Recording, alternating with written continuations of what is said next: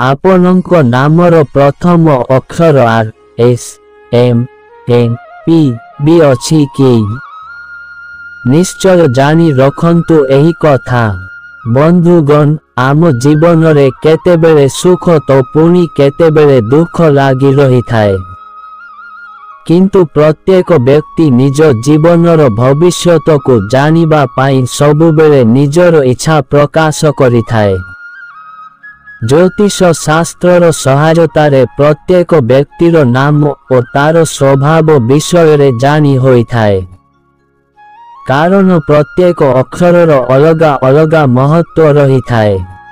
बंधुगण, जदि आपण मानक मध्यरे काहार मध्य नाम S R B P N O M मध्यरु कौनसी अक्षररु आरंभ होई थाए, तेबे आउ विलंब नकरी चालंतु जानिबा एही नामर व्यक्ति मानकर व्यक्तित्व विषय रे भिडियोटी को मूलरु शेष पर्यंत देखंतु।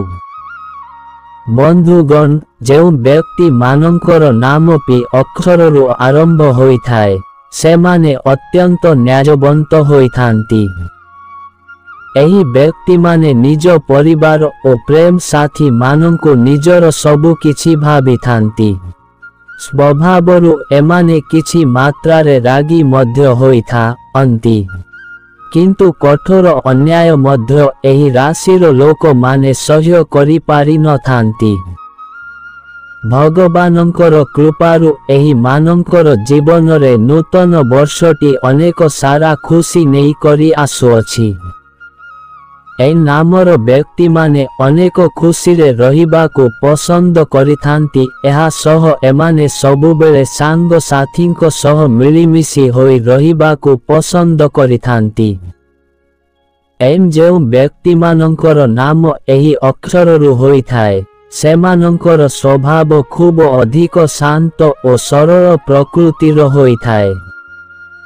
एमानंकर रूप और गुण सबु किछि अत्यंत सुंदर होई थाए।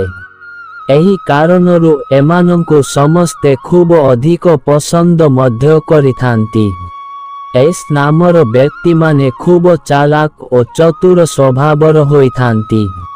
एमाने सबुबेले निजर मिठा मिठा कथारे समस्तंकु किनी रखिबाकु चाहिथांती। बी नामर व्यक्ति माने निजर लक्ष्य को सबुबेले पूर्ण करिबाकु चाहिथांती। एहा सह एमाने समस्तंको सह खूब कम समय रे निजर बंधुता स्थापन करि देइथांती।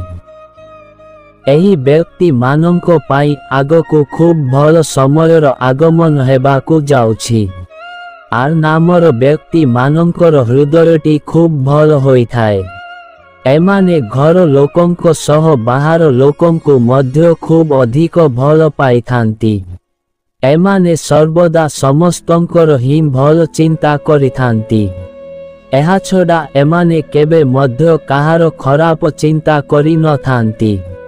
बंधुगण, भिडियोटी भल लागिले भिडियो को गोटिए लाइक एवं आमर सत्य गाइडर यूट्यूब चैनल को सब्सक्राइब करिबाकु भूलिबेनी। धन्यवाद। जय श्री कृष्ण।